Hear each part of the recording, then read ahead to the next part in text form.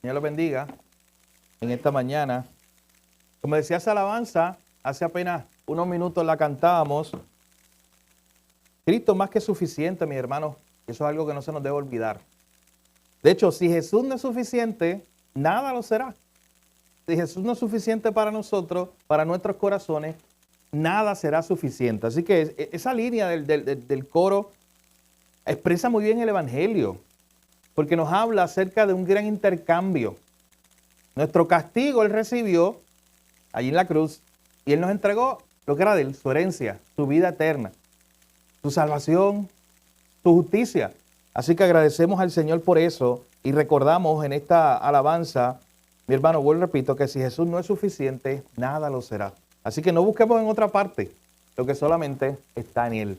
Así que damos gracias a Dios por su palabra. En esta mañana nos preparamos para continuar nuestra serie de sermones sobre la carta de Pablo a los Gálatas. Hoy llegamos al capítulo 6. Ya estamos casi aterrizando esta carta. Estamos en el capítulo 6, los versículos 11 al 15. Y el tema del sermón, o el título del sermón es Dos caminos contrarios. Así se titula nuestro sermón en esta mañana. Dos caminos contrarios. Gálatas capítulo 6, versículos 11 al 15. Te invito a aquel que pueda estar de pie a que me acompañe para darle lectura al texto. Gálatas capítulo 6, versículo 11 al 15. Dice así la palabra del Señor. Mirad con cuán grandes letras os escribo de mi propia mano. Todos los que quieren agradar en la carne, estos os obligan a que os circuncidéis, solamente para no padecer persecución a causa de la cruz de Cristo. Porque ni aun los mismos que se circuncidan guardan la ley, pero quieren que vosotros os circuncidéis para gloriarse en vuestra carne. Pero lejos esté de mí gloriarme, sino en la cruz de nuestro Señor Jesucristo, porque en el mundo me es crucificado a mí y yo al mundo. Porque en Cristo ni la circuncisión vale, ni la incircuncisión, sino una nueva creación. Padre, gracias nuevamente te damos en esta mañana. Gracias por la reunión de los santos, la reunión de tu iglesia, Señor. Esta mañana tú nos has convocado, tú nos has reunido para cantarte cánticos a ti, para exaltar tu nombre, para recordar quién eres tú, el único Dios verdadero, el Dios que nos ha salvado, el Dios que es suficiente, Señor. No importa la necesidad que estemos pasando, tú eres suficiente, Señor. En ti estamos completos y te damos gracias en esta mañana. Te pedimos que nos ayudes a entender tu palabra, que tu Espíritu Santo ilumine nuestros corazones hoy. Señor, la necesidad de los que estamos aquí es diferente. Cada uno viene con una necesidad particular, pero tu palabra es más que suficiente para cada necesidad hoy. Gracias te damos, Jesús. En tu nombre oramos y te lo pedimos todo. Amén.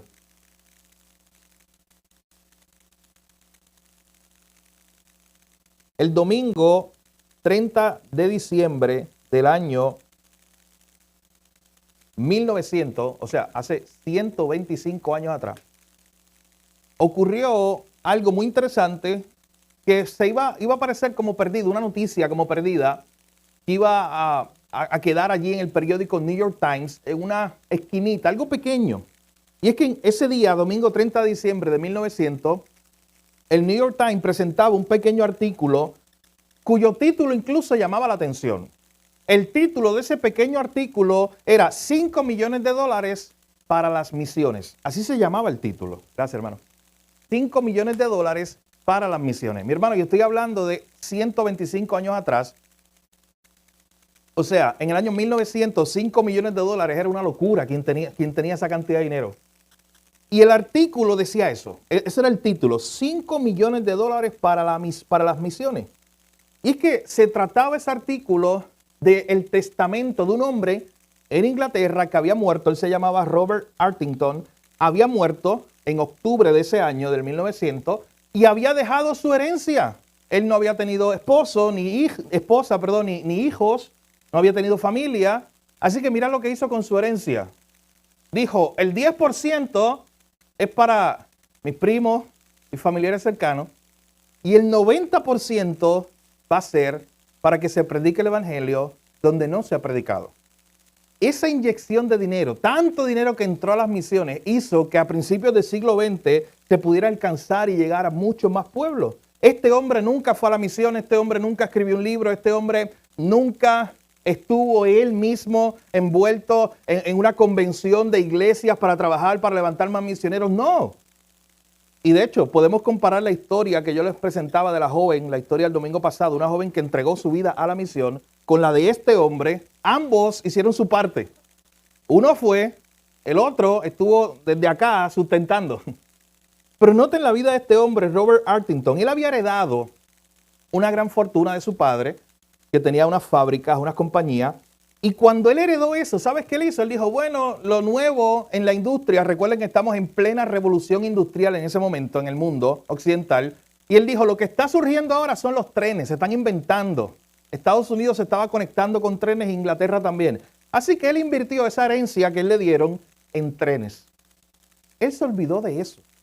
Y él era tan y tan rico que al final, casi al final de su vida, es que él se da cuenta de cuánto dinero él había recibido de su inversión. Pero él vivía una vida muy humilde. Él vivía en un cuartito, él no tenía sirvientes, podía tenerlo.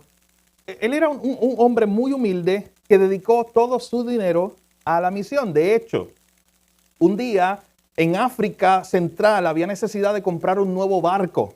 Y él dio una ofrenda para comprar un barco, escuche, comprar un barco para que la misión se pudiera seguir llevando a cabo. Así que este hombre, cuando muere, vuelvo y repito, su herencia queda y se tardaron varios años. Hubo problemas legales incluso para que esa herencia llegara a la misión, a las misiones, porque usted sabe cómo es esto. Aparecieron familiares debajo de la tierra. Todo el mundo tenía ese apellido, todo el mundo era el primo del primo del primo y querían alguna parte, mi hermano, porque era una locura. Alguien que había muerto sin hijos y tenía $5 millones en el año 1900. Todo el mundo quería una parte. Muchos decían, ¿qué locura es esta? ¿Por qué no nos da más dinero a la gente, a otros familiares y al primo del primo del primo? ¿Por qué es que tiene que dar todo este dinero a las misiones? De hecho, él solo es responsable con su dinero de que el evangelio haya llegado a regiones como el Congo, en África. Él sustentó, él dijo, vayan ustedes, yo voy a dar mis recursos, voy a orar para que la misión se haga. De hecho, su epitafio, o sea, en la tumba que está allí en Inglaterra, lee de la siguiente manera. Dice, aquí yace Robert Artington. Su vida y sus riquezas fueron dedicadas a la expansión del evangelio entre los perdidos, entre aquellos que no conocían a Cristo. Entonces, la pregunta que uno se hace en esta mañana al escuchar una historia como esta es ¿por qué una persona es capaz de hacer esto? ¿Cómo es que una persona es capaz de no gastar toda su fortuna en sí mismo, pudiendo tener grandes terrenos, casas gigantes, sirvientes por todas partes? ¿Por qué no gastar su fortuna en sí mismo y disfrutar de todo lo que el mundo le ofrecía? Escuche bien. Él tenía tanto dinero que si un día quería un barco lo podía comprar para él. Tenía para escoger, pero lo hacía para la misión. Él podía comprar trenes, él podía hacer y deshacer con su dinero, pero sin embargo vivió una vida muy humilde con solo lo necesario para que todo su dinero pudiera ser dedicado a las misiones. Incluso cuando murió, esos $5 millones los dedicó a la misión. Así que al final nos preguntamos por qué una persona hace esto, es tan desprendida. ¿Cómo llegamos ahí? De hecho, la respuesta está en lo que veremos en esta mañana en el pasaje de hoy de Gálatas capítulo 6. Un creyente, alguien que ha conocido la gracia de Dios en Cristo, como Robert Artington, como este hombre, valora ahora más a Cristo que el mundo entero. Este hombre podemos decir que es un buen ejemplo de la parábola del tesoro. ¿Recuerdan que Jesús dijo la parábola del tesoro? De un hombre que había encontrado un tesoro en un campo y dice que después regresó a su ciudad, vendió todo lo que tenía para ir a comprar ese terreno porque lo que estaba allí era más valioso que todo lo que él tenía en la ciudad. Y él dijo, yo he encontrado algo tan valioso que ya no me importa nada más, no vale eso comparado con este tesoro. Jesús es esa perla de gran precio, ese tesoro. Y aquí tenemos la historia de un hombre que se dio cuenta que tenía una de las fortunas más grandes de la época, que era uno de los hombres más ricos de su región, y sin embargo, Cristo valía más para él. El mundo había sido crucificado para él. Él vivía para algo más grande que su yo, que su propio dinero y que su fortuna. De hecho, en la mañana de hoy, cuando lleguemos a ese pasaje, ya Pablo cerrando esta carta, nos daremos cuenta de esta idea, de cómo Pablo nos muestra que ahora que estamos en Cristo, el camino de la nueva creación en Cristo Jesús nos hace a nosotros valorar más a Jesús que todo el mundo. Yo quiero decirle algo, mientras yo preparaba este sermón, y usted puede hacer el ejercicio, puede estar cantando en su mente, la cruz está ante mí, el mundo atrás quedó. Es un himno clásico. Porque esa frase recoge la idea de este sermón. La cruz está ante mí, Cristo es lo más valioso. El mundo ya fue crucificado ya para mí. Ya quedó atrás, como veremos en el día de hoy. Así que Pablo, mis hermanos, ha estado escribiendo esta carta, ya está aterrizando. Entonces la pregunta que tú te haces, yo no sé si tú recuerdas cuando tú escribías cartas, hay gente que dejaba lo mejor para lo último si la carta era grande o hacía un recordatorio al final. Al final escribía otra vez letras más grandes o marcaba algo con una línea para decir, oye, esto es un énfasis. Yo te dije muchas cosas, mi carta tiene 3 o 4 páginas, pero se te puede olvidar todo, pero esto que no se te olvide. Y esto es lo que hace Pablo aquí. Yo no sé si ustedes notan en el verso 11 cómo Pablo quiere hacer un énfasis. Pablo está a punto de concluir su carta y él dice lo siguiente: miren con cuán grandes letras les escribo de mi propia mano. Pablo está a punto de terminar esta carta y le está diciendo a estos hermanos, miren con cuán grandes letras les estoy escribiendo de mi propia mano. Usted sabe que Pablo normalmente, y era la práctica de la época, usaba secretarios. O sea, él hablaba y se le escribía la carta. Pero en este momento era tan importante lo que él quería recalcarle a los hermanos, que él dice, yo lo estoy escribiendo de mi propia mano. Y hay algunos comentaristas bíblicos dicen que literalmente, probablemente Pablo aquí en la carta, tomó letras grandes, escribió letras muy grandes para que se viera esta última parte de la carta a los Gálatas. Recuerde que la carta a los Gálatas, Pablo le está escribiendo a una iglesia que estaba desviando su mirada de Jesús, como la canción que estábamos cantando ahora. Ya ellos no creían que Jesús era suficiente, muchos allí en la iglesia, y querían añadir la ley, circuncisión, las prácticas religiosas y muchas otras cosas más. Y Pablo les escribe para recordarles que la salvación solo está en Cristo y solo en Él. Y que se tienen a Cristo, no necesitan otra cosa. Pero casi al final, Pablo, y esto es lo que hemos estado viendo hace 3 semanas atrás o 4, empieza a hablar de cómo se ve una vida transformada por el Espíritu Santo. ¿Recuerdan eso?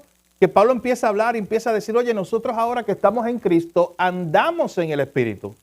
Y andar en el Espíritu significa que el fruto del Espíritu Santo se haga real en nuestra vida, ya lo vimos. Andar en el Espíritu significa que si mi hermano está caído, yo lo restauro. Andar en el Espíritu, vimos también, significa que yo tengo que sobrellevar las cargas de mi hermano, acompañarlo. Andar en el Espíritu también, y esto fue el sermón pasado, significa practicar el bien. Dios me ha hecho el bien. Y ahora yo muestro su amor haciendo el bien a otros, especialmente a la familia de la fe. ¿Recuerdan eso? Así que Pablo ha estado hablando de qué implica vivir en el Espíritu. Pero justo antes de terminar su carta, él hace un resumen. Y ya lo que nos quedan son 2 sermones, este y el del domingo que viene, si Dios lo permite. Y vamos a ver qué son las últimas cosas que Pablo le dice a los Gálatas antes de terminar, que lo que hacen es resumir nuevamente todo este mensaje que él ha traído. En el día de hoy, entre los versos 11 al 15, veremos que Pablo presenta, mis hermanos, 2 caminos. Pablo le dice a estos hermanos en Galacia, oye, hay 2 caminos nada más.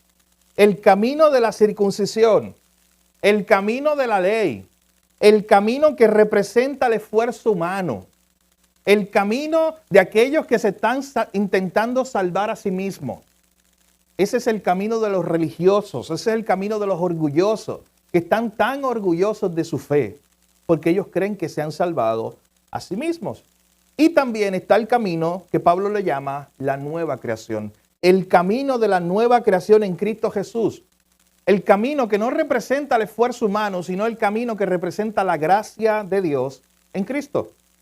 Y desde ya, mi hermano, tú tienes que pensar en esta mañana en cuál de los 2 caminos está. Le adelanto, no hay camino neutral en este tema. O usted está en el camino de la religiosidad en el camino donde usted se está esforzando y usted cree que puede salvarse a sí mismo y que todo lo que usted hace puede agradar a Dios por su esfuerzo, o usted está en el camino de la nueva creación, donde usted reconoce que no se pudo salvar a sí mismo, Dios ha hecho algo en usted y lo está, como decíamos en la clase del miércoles, Dios lo está ahora santificando, formando y está haciendo una nueva creación en usted. Así que acompáñeme ahí a los versículos 13 en adelante para ver nuestro primer punto. Este primer camino que describe Pablo, que había muchos falsos maestros que lo estaban caminando allí en la iglesia de Galacia y que querían arrastrar a muchos cristianos de allí. Este primer camino está definido como una religión vana y sin esperanza. Versículo 12 al 13. Una religión vana y sin esperanza.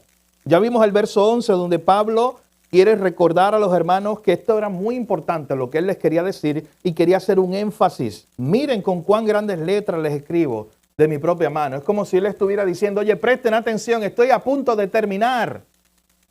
Presten atención para que no se olviden de lo que les voy a decir. Y empieza el versículo 12. Y noten algo, mis hermanos. Del verso 12 al 13, lo que el autor va a hacer es describir. Lo que usted va a ver es característica de aquellos que están en ese camino de la religiosidad, de aquellos que están en ese camino del esfuerzo humano para intentar salvarse. ¿Cómo es esta gente? Dice Pablo. Vean conmigo, verso 12, la primera parte. Todos los que quieren agradar en la carne. Miren cómo Pablo comienza esta sección. Pablo dice, oye, yo les voy a hablar de esta gente que ha escogido el camino de agradar en la carne. Hay otras versiones que dicen, lo ponen bien clarito. Dice, hay unos por ahí que quieren quedar bien con todo el mundo, que quieren agradar en la carne, que buscan la aprobación del mundo. Pablo está hablando de esta gente. Este es el primer camino de la religiosidad. El que busca la aprobación del mundo, el que busca quedar bien, el que busca agradar al mundo. De hecho, rápidamente que usted piensa en esto, tiene que venir a su mente a Jesús hablando con los líderes religiosos de su época, con los fariseos, los saduceos. ¿Usted no recuerda a Jesús hablando con los fariseos y diciéndole, oye, ustedes buscan agradarse a sí mismos? ¿No recuerdan esas veces cuando Jesús le dijo, oye, ustedes les gusta, les encanta las salutaciones en las plazas? ¿Sabes qué era eso? La plaza era el lugar de reunión, donde estaba la gente allí, donde se compartían noticias, donde se conocía a las personas. Y Jesús dice, a ustedes les encanta que ustedes lleguen a un lugar y los saluden.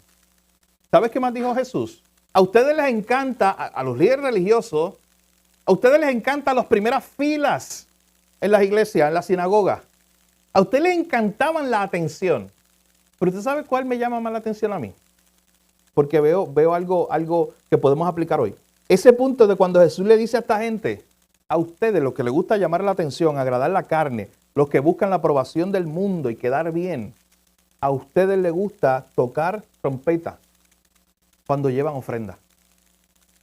Y usted sabe que literalmente lo que ellos hacían era llamar la atención de todos. Por aquí viene el de los bolsillos llenos para traer una gran ofrenda y que todos se enteren. Usted sabe que eso existe hoy en otra modalidad. Es bien fácil. Mira, hoy le damos la comida al deambulante y estamos en Facebook Live así, mientras le damos la comida al deambulante. Porque buscamos la aprobación de otro, porque no hay una intención correcta en nuestros corazones. Y ese es el primer camino que Pablo está describiendo, el camino de la religiosidad, el camino de estos fariseos que querían salvarse a sí mismos por su esfuerzo humano, eran bien soberbios, bien orgullosos y querían que todo el mundo supieran lo religiosos que eran ellos. Le gustaba que los saludaran en las plazas, le gustaban los primeros lugares, le gustaba tocar trompeta cuando llegaban a llevar la ofrenda para que todo el mundo los vieran a ellos. De hecho, esto que dije lo podemos leer en Mateo capítulo 6 para que vean la descripción exacta de lo que dice Jesús. Mateo capítulo 6, versículo 1 al 6. Mire conmigo ahí lo que dice Jesús acerca de este tema. Mateo capítulo 6, verso 1 al 6. Dice, guardaos de hacer vuestra justicia delante de los hombres, para ser vistos de ellos. De otra manera, no tendréis recompensa de vuestro Padre que está en los cielos. Cuando pues des limosna, no hagas tocar trompeta delante de ti como hacen los hipócritas en las sinagogas y en las calles. Porque mira lo que ellos buscan, para ser alabados por los hombres. De cierto os digo que ya tienen su recompensa.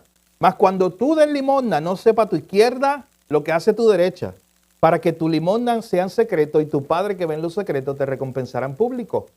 Y cuando ores, no ores como los hipócritas, porque ellos aman al orar en pie en las sinagogas y en las esquinas de las calles. Noten lo que dice otra vez. ¿Para hacer qué? Para ser vistos de los hombres.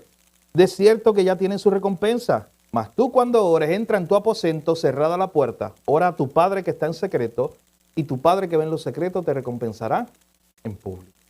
Así que esto que Pablo está haciendo, regresando a Gálatas capítulo 6, verso 12, todos los que quieren agradar en la carne, ya Jesús había enfrentado a ellos, a estos religiosos que habían cogido ese camino de intentar salvarse por el esfuerzo humano y que los hacía bien orgullosos. De hecho, esta es mi conclusión, pero creo que aquí queda muy bien esta línea para que vayamos teniendo en nuestra mente la idea de lo que estamos hablando hoy. Al final, cada uno de esos caminos, el que tú escojas, le va a dar gloria a alguien. Si tú escoges el camino de la religiosidad, lo que estás buscando es ser visto por los hombres. Lo que estás buscando es eso, la aprobación de los hombres, el orgullo tuyo, quiere manifestarse, tú quieres el aplauso de todos. En contrario, si tú coges el camino, estás caminando el camino de la nueva creación en Cristo Jesús, sabiendo que la salvación es algo que hizo Él por mí. Eso es un camino que produce humildad en mí y que al contrario me lleva a darle la gloria, no a mí, sino a Él, sino al Señor. Así que Pablo está hablando con esta gente, con estas personas que se habían infiltrado en la iglesia de Galacia para llevar otro mensaje y está diciendo lo que ellos buscan es agradar en la carne, buscan la aprobación humana, buscan ser vistos por los hombres. De hecho, noten la otra descripción que da en ese mismo verso 12. Estos os obligan a que ustedes se circunciden. Estos buscadores de gloria obligaban a otros a circuncidarse. A la fuerza querían que otros fueran religiosos como ellos. Oye, cuídese de un religioso, porque tú sabes qué. Él es bien intencional en tratar de convencerlo a usted para que usted también sea uno como ellos. Y cuando estoy hablando de un religioso, ¿sabe a qué me refiero en nuestro contexto? Estoy hablando de esta persona que cree que su esfuerzo humano a través de una religión lo puede salvar. Que cree que algo que él haga, cumplir la ley, cumplir alguna cosa, sus méritos lo pueden salvar. Esta gente, dice Pablo, esta gente los están obligando. Miren, Pablo había fundado una iglesia allí. Ellos estaban bien. ¿No recuerdan cuando Pablo les dijo en algún momento en esta misma carta, oye, ¿quién los asombró a ustedes? ¿Quién los hizo que ustedes desviaran su mirada si ustedes habían comenzado bien, mirando a Cristo? Alguien se había infiltrado, una falsa enseñanza. Hermanos, no tengan poco el poder destructor de la falsa doctrina. Eso daña su vida, daña a la iglesia. Por eso siempre hay que estar pendiente a lo que usted consume, a lo que usted lee, a lo que usted escucha. Pablo quería cuidar esta iglesia, pero habían entrado falsos maestros y ahora estaban obligando a la gente porque le decían, si tú no te circuncidas no vas a ser salvo. Y los de conciencia débil y los que todavía no sabían mucho porque se acababan de convertir, ¿sabes qué decían? Pues yo quiero ser salvo. Y los obligaban a circuncidarse. Así que esta gente, estos religiosos, buscadores de gloria, yo los llamo, esta gente obligaba a otros a que fueran como ellos. Ellos no se querían ir solos por el precipicio. Ellos se querían llevar a cuantas personas pudieran, tras el error. Así que Pablo está describiéndolo, y de hecho, noten la tercera descripción del verso 12, y me interesa mucho. Estos buscadores de gloria hacían todo esto. Miren para qué, lo que dice la última frase del verso 12. Para no padecer persecución a causa de la cruz de Cristo. ¿Tú sabes por qué ellos hacían esto? Porque cuando ellos veían el mensaje de Cristo y eran confrontados, como dice Pablo a los Corintios, eso era una locura para ellos. ¿Cómo que yo voy a ser salvo a través de un hombre que murió en una cruz? Y esa es la herramienta de matar a los peores malhechores. La predicación de la cruz es una locura, dice Pablo también en otra carta. Así que ellos simplemente no estaban cómodos, mi hermano, con el mensaje de la cruz. Estos buscadores de gloria querían vivir una vida cómoda con su religión. Estos buscadores de gloria no querían que el mundo los persiguiera. Ellos sabían que la cruz era un tropiezo, Así que ellos simplemente dijeron, no nos vamos a meter ahí, vamos a vivir una religiosidad que sea más fácil, más agradable al mundo. Pablo está describiendo ese camino de este primer grupo, los falsos maestros, los religiosos que intentaban salvarse. Escucha bien, verso 12, todo está ahí, que querían agradar en la carne, que buscaban la aprobación de los hombres, que obligaban a otros, arrastraban a otros a su error y hacían todo esto para no padecer persecución a causa de la cruz. Y quiero hacer un paréntesis que me parece importante aquí. Escuche bien, mi hermano. Si usted se acerca al cristianismo pensando que no va a padecer persecución, usted se ha acercado de la manera incorrecta. Jesucristo mismo dijo en Juan 16, en el mundo tendréis aflicción. Confíen en mí, yo vencí al mundo. Pero en el mundo tendréis aflicción. Jesús también dijo, ¿sabes qué? No se sorprendan porque este mundo los va a aborrecer, Jesús dijo. Y esa palabra es bien fuerte. El mundo los va a aborrecer. Cuando tú aborreces algo, es que tú no quieres ni acercarte a eso. Porque tú piensas que incluso que es dañino.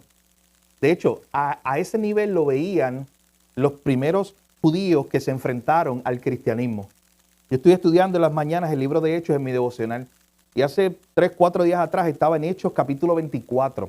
Y me sorprendía cuando un grupo de judíos quiere llevar a Pablo preso frente a un gobernador que se llamaba Félix. Y tenían una acusación contra él. ¿Sabes cuál era la acusación? Muy interesante. Este hombre, escucha cómo le dicen, esta es la palabra original que aparece allí. Este hombre es una plaga. Así le decían a Pablo. Este hombre es una plaga y él es la cabecilla de una secta que se llaman los nazarenos. Mira todos los despectivos que hay ahí. Este hombre es una plaga, cabecilla de una secta que se llaman los nazarenos. Hay que eliminarlo. Este hombre hay que sacarlo. Es un enemigo. Hermano, eso no es aborrecimiento del mundo. Y yo creo que usted sepa algo, aunque usted acá no esté enfrentando tal persecución como enfrentan hermanos nuestros en otras regiones del mundo, sabes que el mundo sí te aborrece. En el mundo, y lo hemos dicho antes, tú eres un extraño, un extraterrestre, alguien que literalmente no eres de aquí, de este mundo. Si un día te dicen extraterrestre, dices gracias, porque es verdad, yo no soy de aquí. Yo estoy de pasada. Este mundo no es mi hogar, yo soy un peregrino. Pero este mundo te tiene que ver así. Hermano, porque si a ti te ven como alguien que simplemente es un ciudadano de esta tierra, es que estás demasiado metido en el mundo, en las cosas de este mundo, y pues ellos te cuentan como uno de ellos. Pero si te ven extraño, Pedro dice, ¿sabes que el mundo como que se sorprende con ustedes, que ustedes no corren de la misma forma que ellos? Eso dice Pedro.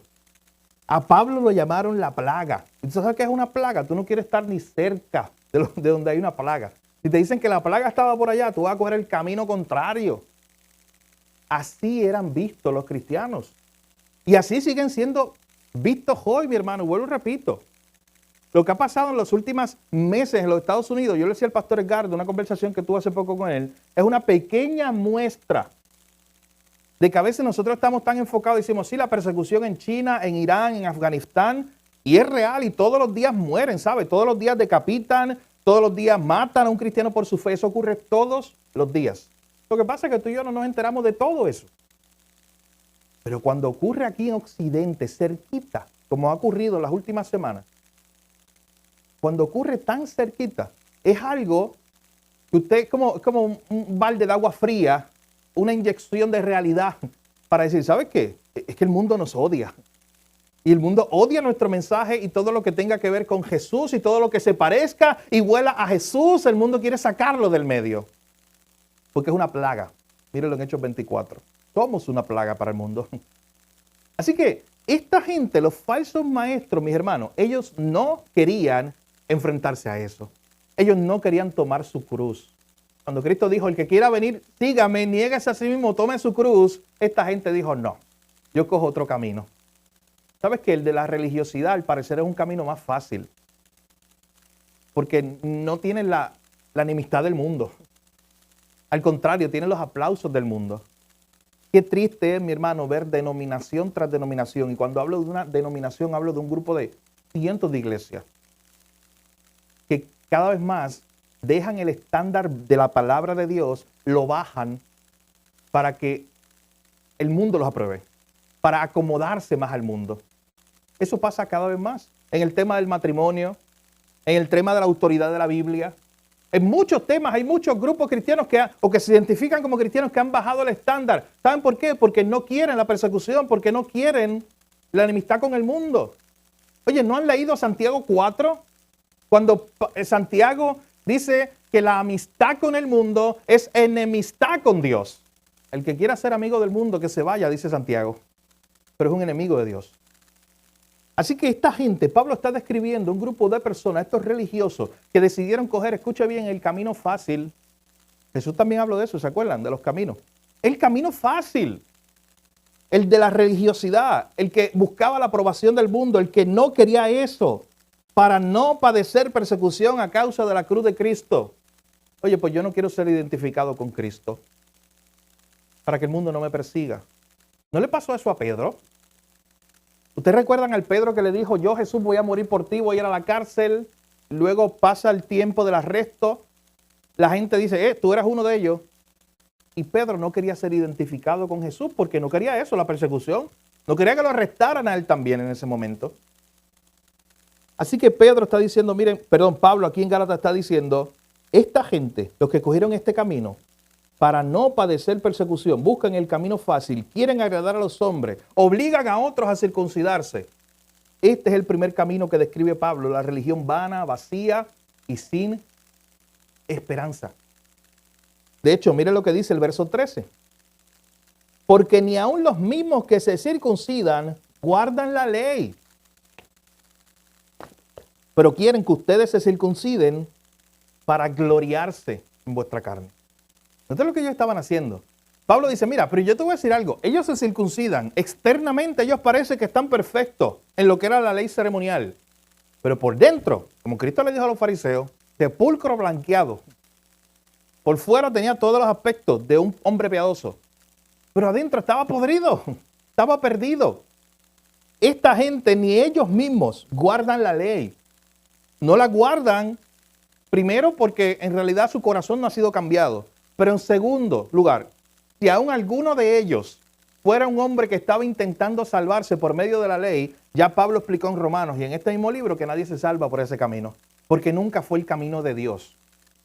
Decirle a la gente, mira, cumple estos 10 mandamientos y sálvate. Quien los cumpla será salvo. ¿Sabes qué? Como dije en esa ocasión, todavía estuviéramos esperando a uno que se salvase. Porque ninguno pudiera hacerlo. Dice Santiago que si quebrantas uno, quebrantas todo. Así que esta gente no podía cumplir la ley, ellos se jactaban de eso, era falso, ninguno podía hacerlo. Era una religión externa, era una religión que buscaba el acomodo, era una religión que buscaba el aplauso, la aprobación del mundo. Mi hermano, y en esta hora oramos para que Dios nos guarde a todos los que estamos de aquí, incluyéndome, a vivir algo como eso. Una religiosidad que busque la aprobación del mundo. Esta gente ni ellos mismos cumplían la ley, pero nota lo que dice al final, lo que ellos buscaban. Pero quieren que vosotros se circunciden para gloriarse en vuestra carne. ¿Usted sabe lo que ellos buscaban? Adeptos, gloria humana, aplauso. Ellos iban allí a la iglesia de Galacia, empezaban a predicar esta falsa enseñanza, convencían a 2 o 3 y después se jactaban de eso. Hey, yo fui el que convencí a fulano para que se circuncidara. Yo convencí a aquel para que viniera a mi camino, a mi enseñanza. Esta gente buscaba la gloria humana. Ellos buscaban números. Ellos buscaban aplausos. Ellos buscaban aprobación del pueblo. ¿Y sabes qué? Esto es lo único que ellos buscaban y es lo único que podrían obtener. Los aplausos del mundo, pero no la aprobación de Dios. Qué triste realidad para estas personas que están hundidas en una religiosidad vana y vacía que no salva. Y usted sabe que yo conozco a algunos. Usted ha conocido a algunos. Gente muy religiosa, gente más disciplinada que tú y que yo. Gente que hace sus oraciones diarias todos los días y no falla. Tiene un papelito y las acompaña a las oraciones diarias a las 9 de la mañana, al mediodía, en la tarde. ¿Usted sabe que los musulmanes son bien religiosos y son más disciplinados que muchos de nosotros en estudiar, en orar? Yo nunca me olvido estando uno de mis viajes con la familia a Disney y recuerdo, para mi sorpresa, estábamos allí comiendo en un lugar y en en una esquinita alguien sacó su alfombrita, una familia. Yo creo que ese día yo ni oré por la comida. Te lo digo. Se me olvidó quizás, probablemente. Yo allí comiendo. ¿Y sabes qué hacía esta familia? Allí sacaron su alfombra, era el mediodía y les tocaba orar. ¿Sabes qué? Yo las he visto, tienen hasta aplicaciones. Son tan disciplinados que tienen una aplicación. Miren, le voy a decir qué hace esa aplicación. Esa aplicación les recuerda y te dice, tienes que orar porque le toca a esa hora. Y sabes que esa aplicación está conectada al GPS para la Meca. Y te dice, oye, si yo estoy aquí, pues busco el GPS y dice, oro para allá, oro para allá, oro para donde esté la Meca, para donde sea. Porque para ellos es importante. Mi hermano, en el error, están perdidos.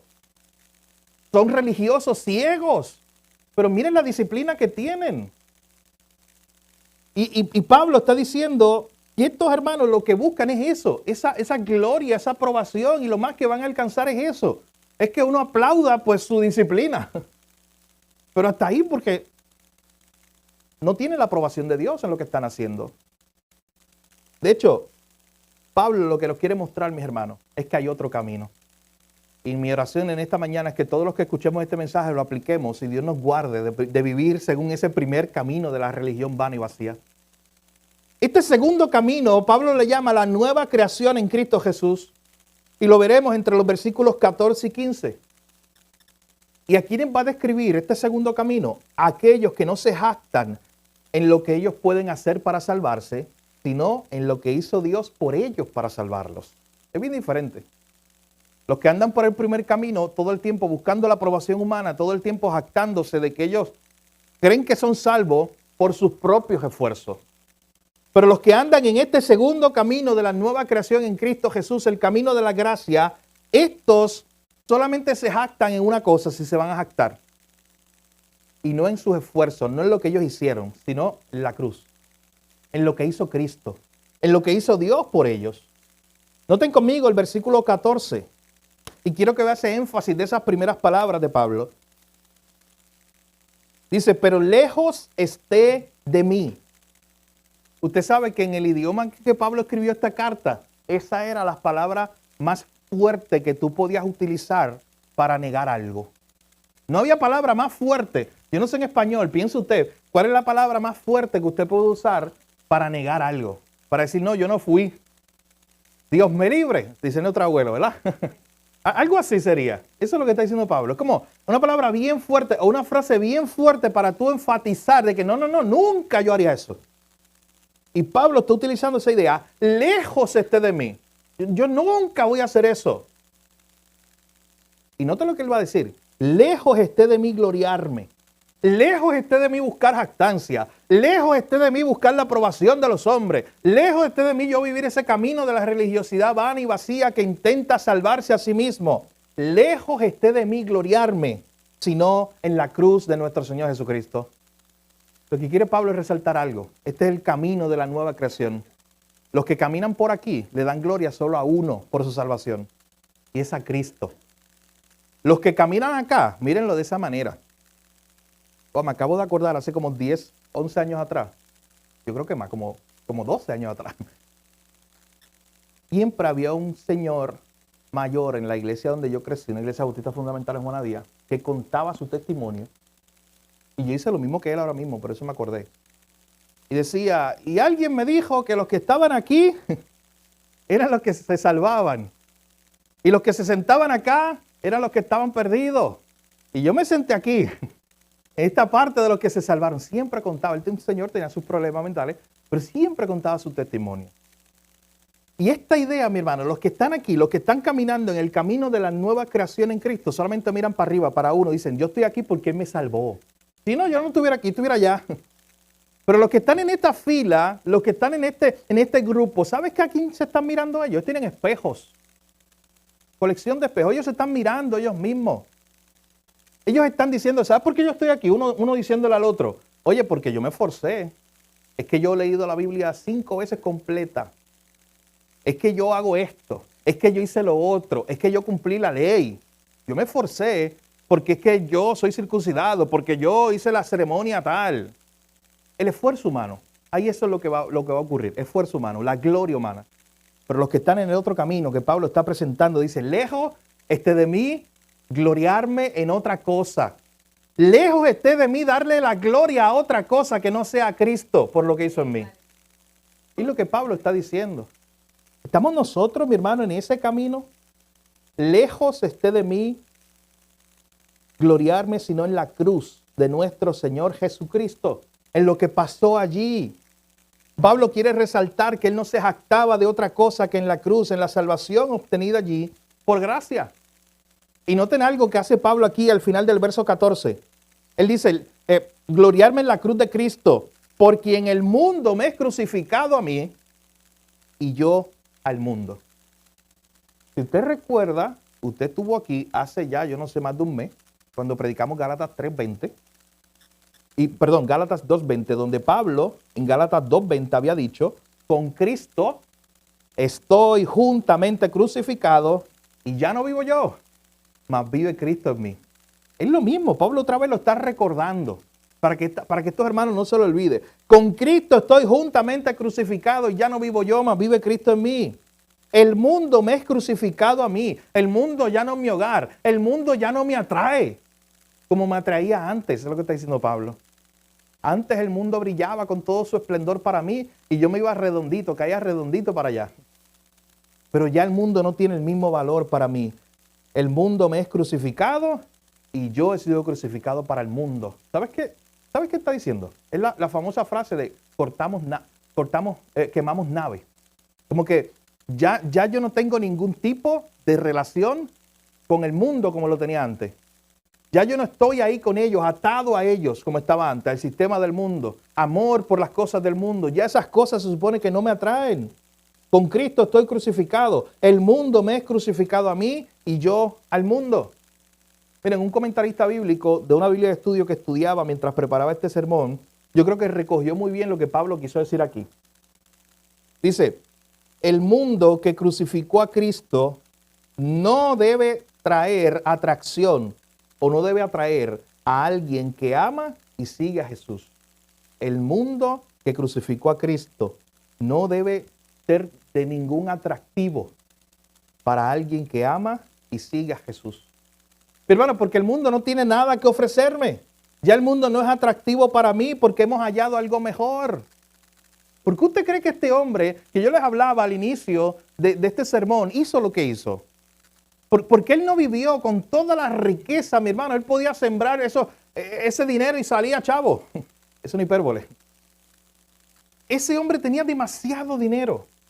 ¿Por qué no vivió para él? ¿Por qué vivía en una casita chiquita, un cuartito pequeño con ciertas comidas, no tenía mayordomo, no tenía nadie? Y todo el dinero que podía lo sacaba para las misiones, para que más gente conociera a Cristo. Luego muere y deja su herencia y dice, no, que más gente, yo quiero que este recurso lo usen para eso. ¿Sabes por qué? Porque él sabía que el mundo no era su hogar. Él no quería nada aquí, porque nada aquí iba a permanecer para siempre. Spurgeon, predicando sobre este tema, decía que lo que Pablo está diciendo en este pasaje es que desde que Pablo se enamoró de Jesucristo, perdió todo amor por el mundo. ¿Escuché bien lo que está diciendo? Pablo está diciendo, desde que tú te enamoraste de Jesús, ya perdiste todo tipo de amor por el mundo. ¿Te puede decir lo mismo de ti en esta mañana? ¿Te puede decir lo mismo de mí hoy? Que desde que me enamoré de Jesús, ahora perdí todo esa atracción, amor por el mundo que tenía antes. Había un autor que lo decía de esta manera: para casarte con Jesús tienes que divorciarte del mundo. Tienes que cortar relación completa, conociendo que ahora tienes algo más grande en Cristo Jesús. Se supone que el mundo te atraiga menos cada día, mi hermano. De hecho, si en cambio el mundo te atrae cada día más y más y más, en esta mañana tienes que evaluar tu vida para ver si estás en Cristo Jesús. Porque es imposible alguien que su naturaleza cambió, que Dios le dio una mente nueva, que tiene el Espíritu Santo, que todavía le siga atrayendo el mundo cada día más. Escuchen lo que voy a decir. Esto no implica que tú y yo tenemos tentación todavía y que hay atracciones del mundo y que hay cosas que como que nos llaman. Pero hay algo, una lucha real en nosotros que dicen, oye, pero eso no es mío, eso no me pertenece. Yo mejor tengo algo, pienso en Cristo, tengo algo más hermoso en Cristo. O sea, esa lucha está. Pero lo que estoy hablando es alguien que ve esa atracción y dice, sí, esto me gusta más que Cristo. Ese no está en Cristo, no es un creyente. Y se va para el mundo y disfruta del mundo. Así que al final de cuentas, Pablo está recordando que el camino de la nueva creación no busca gloriarse a sí mismo, sino en la cruz de nuestro Señor Jesucristo, por quien el mundo me es crucificado a mí y yo al mundo. Y miren cómo Pablo termina este pasaje. Es como un resumen de lo que ha estado presentando hoy, pero también de toda la carta de Gálatas. Pablo llega a decir, quiero decirles algo, porque en Cristo Jesús ni la circuncisión vale nada, ni la incircuncisión. Escuchen lo que él está diciendo. Aquí nadie venga a jactarse. No, pues nosotros somos los circuncidados, nosotros sí tenemos la salvación. Pero Pablo también guarda el corazón del otro grupito, para que no se exalten demasiado. Y dice, oye, no quiero división en la iglesia, no quiero que entonces los que nunca se circuncidaron digan, mira esta gente, yo soy mejor que tú, yo soy más espiritual que tú.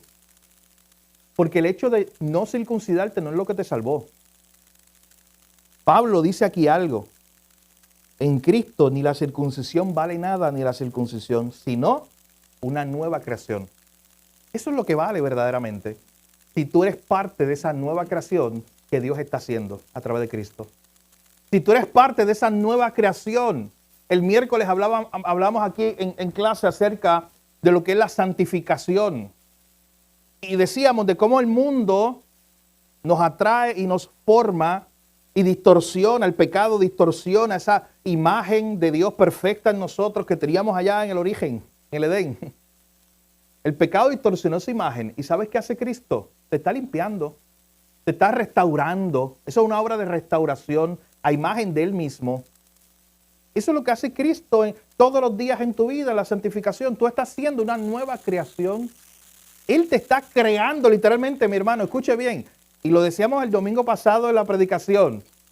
Esta semana nos acompañó en varias ocasiones esta idea al pastor Edgardo y a mí. Cristo no vino a ponerte una curita.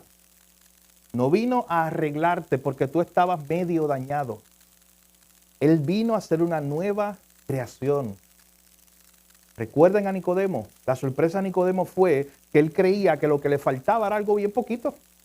Que era casi perfecto. Recuerden que Nicodemo cuando llega a Jesús, él llega en este camino, el de la religiosidad, el que creía que se podía salvar a sí mismo. Y llega a Jesús, Jesús le vira todo. Jesús le dice, no, ¿sabes qué? Todo eso no vale. Tienes que nacer de nuevo. O sea, es como si Nicodemo le hubiera preguntado, Jesús, ¿qué me falta? Y Jesús le hubiera contestado, todo. Tienes que nacer de nuevo para salvarte, Nicodemo. Es la misma historia con el joven rico, ¿sabes? Va donde Jesús a buscar el ponche de pasaporte al cielo. Va donde Jesús a decirle, hey, aquí estoy, mira, yo he cumplido un ejemplo. Por fin encontraste un ejemplo de alguien que ha cumplido toda la ley y la ha cumplido desde muy pequeño. La gracia de Cristo es tan grande que tiene compasión de él. Y simplemente le dice, está bien, tú dices eso, está bien, pues vete, ponlo en práctica. Tú lo único que dijo fue eso, ponlo en práctica. Tú dices que cumpliste toda la ley, pues está bien, mira, pues vamos a hacer algo, vamos a verlo, cómo sucede en tu vida. Vete, vende todo tu dinero y dalo a los pobres. Y ese joven se fue triste, porque su corazón no estaba allí.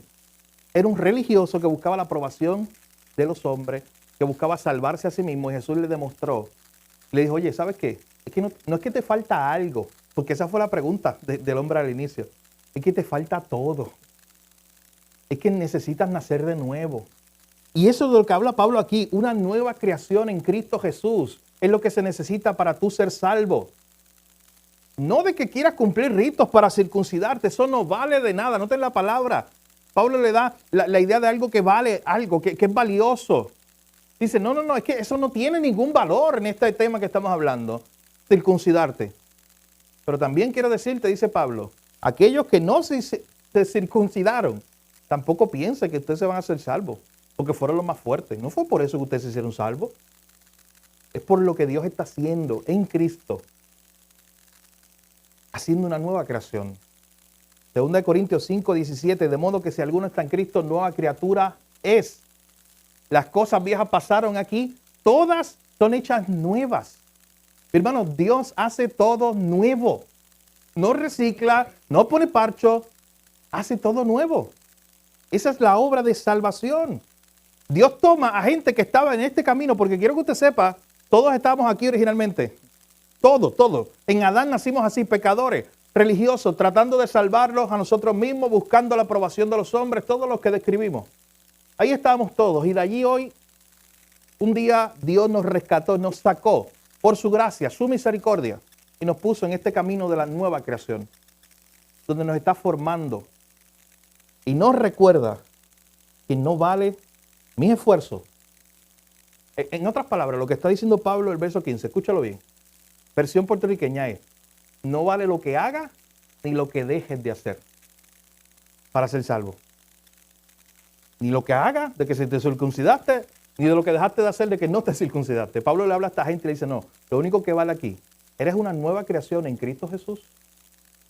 ¿Ha hecho Dios una nueva criatura en tu vida? ¿Lo ha hecho Él? Eso es lo único que vale aquí. Yo les decía que yo iba a terminar con esto. ¿Quién se lleva la gloria en cada uno de estos caminos? Los que están caminando en la religiosidad vana y vacía, ¿quién se lleva la gloria ahí? Ellos mismos. Construyen imperios para sí mismos, legados para sí mismos. Buscan alabarse a sí mismos y la aprobación de otros. Pero ¿quién se lleva la gloria en el camino de la nueva creación? Solo Dios. Solo Cristo, aquel que está haciendo esa imagen nueva, esa nueva creación en nosotros. Yo termino con esto. Son dos pasajes, escuche bien, los voy a leer, pero están conectados porque uno es del Antiguo y otro es Pablo citando ese mismo pasaje en el Nuevo. Jeremías 9, 23 al 24. Así dijo Jehová, no se alabe el sabio en su sabiduría, ni en su valentía se alabe el valiente, ni el rico se alabe en su riqueza. ¿Sabes qué estaba diciendo el profeta? Oye, si tú eres sabio, no te alabes en eso. No busques los aplausos y la aprobación del mundo. No pienses que por tu sabiduría te vas a salvar y vas a tener una buena relación con Dios. No se alabe el valiente en su valentía, no se alabe el rico en su riqueza. Y termina diciendo Jeremías en el verso 24, alábese en esto, el que se vaya a jactar, que se jacte en esto, en entenderme y conocerme que yo soy Jehová, que hago misericordia, juicio y justicia en la tierra, porque estas cosas quiero, dice Jehová. Si tú tienes mucha sabiduría, si tú tienes mucha riqueza, si tú eres bien valiente, no te alabes en nada de eso. Pablo dice, hay algo más hermoso y más grandioso en lo cual tú te puedes jactar. ¿Y sabes qué? Es en que conoces a Dios y en que Dios te conoce por medio de Cristo. Pablo utiliza esta misma idea y en 1 Corintios capítulo 1, verso 26 al 31, Pablo citando al profeta Jeremías dice, pues mirad, hermanos, vuestra vocación, que no sois muchos sabios según la carne, ni muchos poderosos, ni muchos nobles, sino que lo necio del mundo escogió Dios para avergonzar a los sabios. Y lo débil del mundo escogió Dios para avergonzar a los fuertes. Y lo vil del mundo y lo menospreciado escogió Dios. Y lo que no es para deshacer lo que es. Y escucha lo que dice ahora, mi hermano. Este verso cierra muy bien nuestro mensaje de hoy. Verso 29. A fin de que nadie se jacte en su presencia. A fin de que nadie, de hecho es que nadie llegará al cielo jactándose allí de que está allí por sus esfuerzos. Llegué aquí, Dios, estuvo duro el camino, pero yo lo hice solito. No, ninguno llegará allí a eso. ¿Sabes qué? Llegaremos diciendo lo mismo. Estaré aquí, Dios. Estoy aquí y el camino fue duro, fue difícil, pero estoy aquí no por mí, sino porque tú me traíste, porque tú me llevaste. Nadie se va a jactar en su presencia y termina diciendo, verso 30, mas por él estáis vosotros en Cristo Jesús, el cual nos ha sido hecho por Dios sabiduría, justificación, santificación y redención, para que como está escrito, y ahora es que cita al profeta Jeremías, el que se gloría, gloríese en el Señor. ¿Qué camino está siguiendo hoy? ¿El de la religiosidad vana, vacía, sin esperanza? buscando la aprobación de los hombres, y eso es lo único que vas a tener en este mundo y en el venidero. No vas a tener más nada. O estás siguiendo el camino de la nueva creación en Cristo Jesús. Ese camino que reconoce que no podemos cambiarnos, salvarnos a nosotros mismos, sino Dios está haciendo algo, hizo una nueva creación en mí. Que el Señor nos ayude, mi hermano, en esta mañana a no jactarnos de otra cosa que no sea de la cruz de Cristo. Que el Señor nos ayude a recordar esa verdad, el verso 14, es que ya el mundo fue crucificado para mí. ¿Tú sabes qué Pablo está diciendo? Ya el mundo murió para mí. Ya eso es atractivo, ya yo no deseo eso. Es la realidad de nosotros hoy. Que el Señor nos ayude, mi hermano, en esta mañana. Padre, gracias por tu palabra. Gracias porque a través de ella, Señor, somos exhortados, corregidos. Yo te pido hoy que nos ayudes a considerar nuestra vida, nuestros pasos, Señor. ¿Qué camino estamos caminando? El camino del hombre natural, ese que es orgulloso, que cree que sus esfuerzos lo salvan, que busca agradar la carne, que no quiere persecución, que no quiere tomar la cruz. Ese camino que busca la aprobación humana, que cree que puede salvarse por sus esfuerzos. Ese camino tú lo condenas, Señor. Ese camino no tiene esperanza, no lleva a ningún lado. Es un camino de religiosidad, Señor, que es vacío. Que en este mundo quizás la gente de afuera nos aplauda y diga qué religiosos somos, pero en realidad no tiene consecuencias eternas contigo. Padre, pero también está el camino de la nueva creación en Cristo Jesús, donde los que están ahí reconocen que no vale nada el esfuerzo humano, que no vale lo que yo hice o dejé de hacer, sino que en tema de la salvación, lo que vale y lo único que me puedo jactar es lo que ocurrió en la cruz de Cristo. Esa salvación que no me la gané, esa salvación que fue un regalo por gracia. Gracias porque un día tú nos sacaste de ese camino de religiosidad, ese camino en el que nacimos todos, tratando de salvarnos por esfuerzo humano. De ahí tú nos sacaste y empezaste una nueva creación en nosotros, Señor. Gracias porque esa nueva creación que comenzaste, dice tu palabra también, tú la vas a perfeccionar hasta el día de Jesucristo. Señor, gracias en esta mañana y te pedimos que nos ayudes a no jactarnos en otra cosa que no sea en la cruz de Cristo. Que no nos gloriemos en lo que nosotros podemos hacer para salvarnos o agradarte a ti. Que nos gloriemos, Señor, solo en lo que tú hiciste enviando a tu Hijo para morir por nosotros. Señor, gracias te damos en esta mañana por salvarnos nuevamente. Gracias porque tú cambiaste nuestro corazón al hacernos nuevas criaturas y ahora quitaste ese atractivo del mundo. Hemos sido crucificados para el mundo y el mundo para nosotros, así que hemos muerto, el mundo está muerto también para nosotros, Señor. Que así sea nuestra vida, que aprendamos a valorarte a ti más que todos los tesoros que nos pueda ofrecer este mundo. Tú eres la perla de gran precio. Tú eres el gran tesoro escondido, Señor. Que cuando te encontramos, lo encontramos todo. Gracias, Señor, por tu palabra. En tu nombre oramos y te lo pedimos todo, Jesús. Amén.